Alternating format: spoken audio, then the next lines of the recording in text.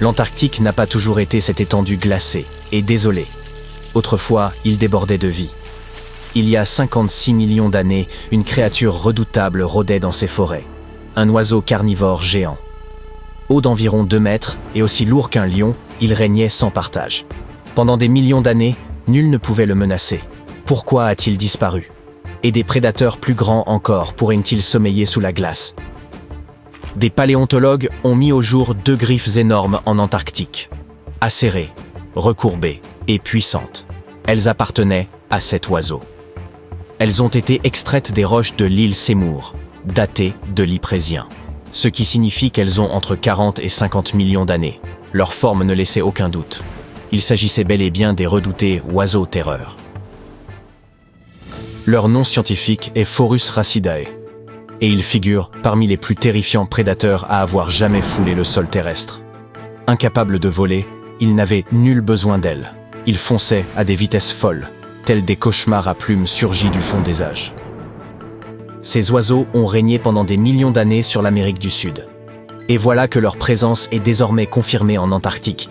Rien d'étonnant, à l'époque, les 2 continents étaient encore reliés, permettant aux espèces animales de circuler entre eux. Ces oiseaux ont donc pu migrer vers le sud et s'adapter à l'ancienne terre antarctique.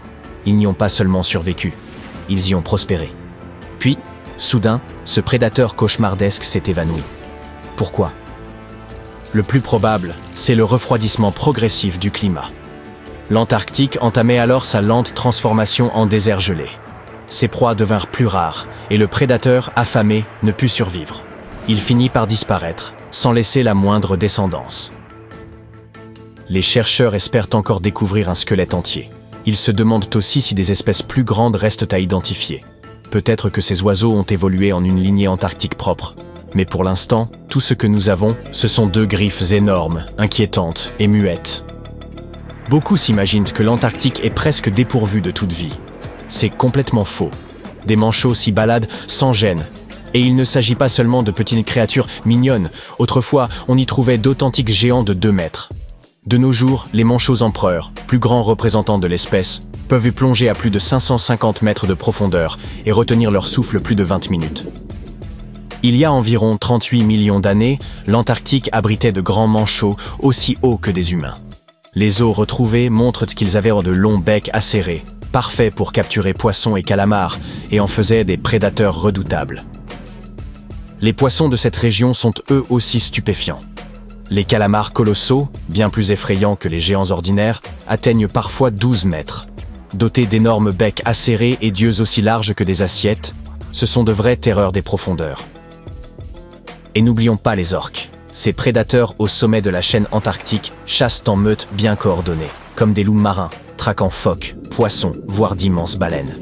Même de minuscules végétaux comme les mousses, les algues, la canche antarctique ou la sagine réussissent à survivre dans ces conditions extrêmes. Bien d'autres idées fausses circulent au sujet de l'Antarctique. Certains s'imaginent, par exemple, qu'un iceberg dérive aussitôt vers la haute mer dès qu'il se détache d'un glacier. Or, la vérité est bien plus complexe que cela. Tout d'abord, lorsqu'un iceberg se sépare d'un glacier ou d'une plateforme, il se heurte parfois au relief sous-marin et reste coincé au fond pendant plusieurs décennies. Ensuite, il peut se faire happer par des tourbillons puissants et tourner sur lui-même durant des mois. C'est arrivé à l'iceberg A23A. Resté figé durant presque 40 ans, il s'est ensuite retrouvé pris dans un vortex marin pendant 8 mois supplémentaires. Puis, ces déplacements dépendent de multiples facteurs, vent, courant, marée et même relief du fond marin.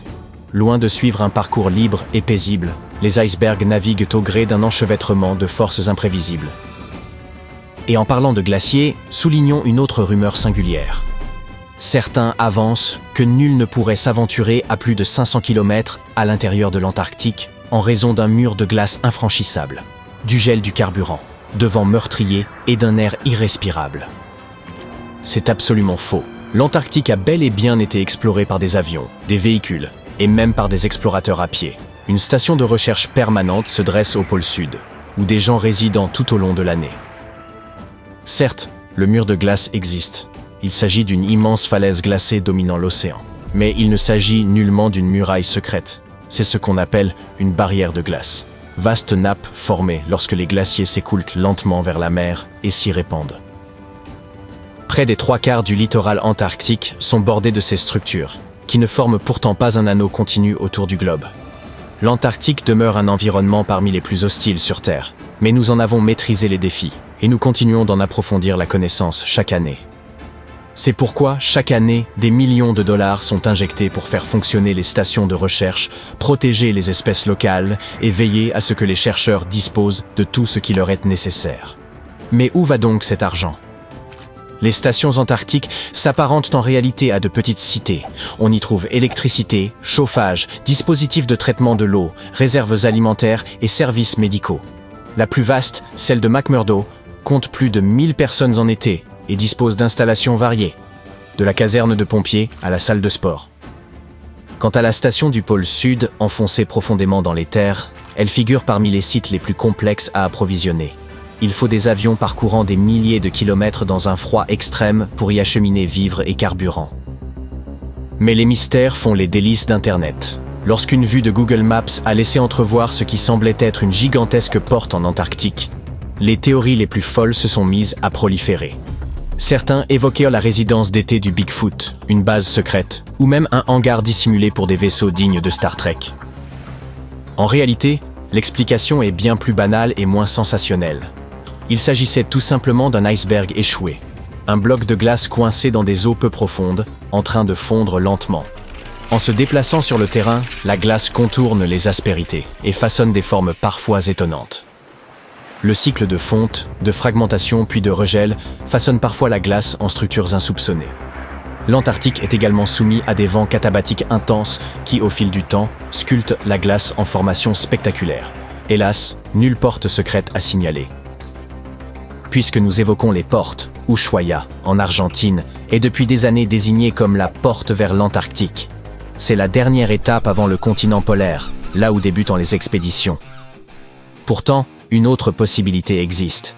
Punta Arenas, au Chili. Comparons-les. Ushuaia se situe plus près de l'Antarctique et constitue le principal point de départ des croisières touristiques. Cependant, aucun vol régulier vers le continent glacé, ni de grandes bases scientifiques en activité. L'ensemble est sous contrôle militaire strict, interdisant les vols privés. Seuls les navires commerciaux y sont tolérés. Il est vrai que Punta Arenas est plus éloigné du pôle. Pourtant, 22 nations et organisations internationales y ont établi leur base principale. Des vols réguliers à destination de l'Antarctique y sont opérés chaque année.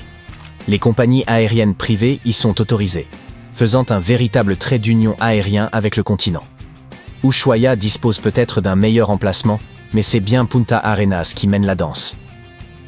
L'Argentine a commis une erreur stratégique dans le choix de sa base antarctique.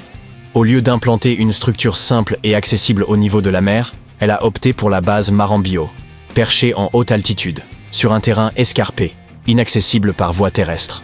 Tout doit y être acheminé par hélicoptère, ce qui ralentit les opérations et en accroît le coût et la complexité. Pendant un demi-siècle, l'Argentine est restée inflexible sur cette décision, tandis que le Chili développait des installations efficaces et méthodiquement conçues, que tout le monde utilise aujourd'hui. Si rien n'évolue, Ushuaia ne sera bientôt plus qu'une escale touristique.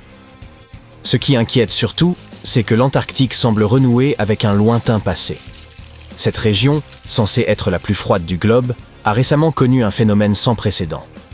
Pour la toute première fois dans l'histoire, la température y a franchi le seuil des 20 degrés Celsius. Ce continent enseveli sous des kilomètres de glace affiche ordinairement des températures pouvant descendre jusqu'à moins 80 degrés. Or, durant l'hiver 2020, les scientifiques ont relevé une chaleur aberrante de 21 degrés sur l'île Seymour, soit davantage que dans bien des régions d'Europe à la même période. Les chercheurs avancent plusieurs explications. D'une part, des modifications dans la circulation thermique des eaux océaniques. D'autre part, la fonte du permafrost sous l'effet du réchauffement global. Tout semble indiquer que le climat évolue à un rythme bien plus rapide que prévu.